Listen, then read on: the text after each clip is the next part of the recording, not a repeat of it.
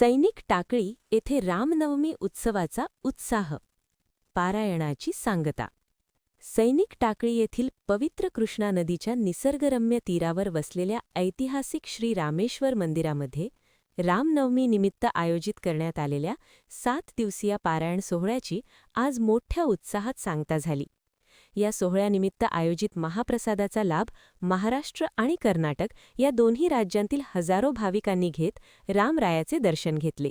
गेल्या 7 दिवसांपासून रामेश्वर मंदिर परिसरात आध्यात्मिक वातावरणाने चैतन्य निर्माण झाले होते. पहाटेपासूनच काकड आरती, भजन, कीर्तन आणि रामायणाचे सामूहिक पारायण यामुळे संपूर्ण कृष्णाकाठ दुमदुमून गेला होता. रामनवमीच्या मुख्य दिवशी प्रभू श्रीरामचंद्रांचा जन्मोत्सव सोहळा अत्यंत भक्तिभावाने साजरा करण्यात आला. सैनिक टाकळी हे गाव महाराष्ट्र-कर्नाटक सीमा भागाजवळ असल्याने या उत्सवाला दोन्ही राज्यातील संस्कृतीचा वारसा लाभतो. यंदाही कर्नाटक आणि महाराष्ट्र या दोन्ही राज्यांतील विविध गावांमधून भाविकांनी मोठ्या संख्येने हजेरी लावली. रामकृष्ण हरीच्या जयघोषात हजारो भाविकांनी पुष्पवृष्टी केली व नंतर महाप्रसादाचा लाभ घेतला.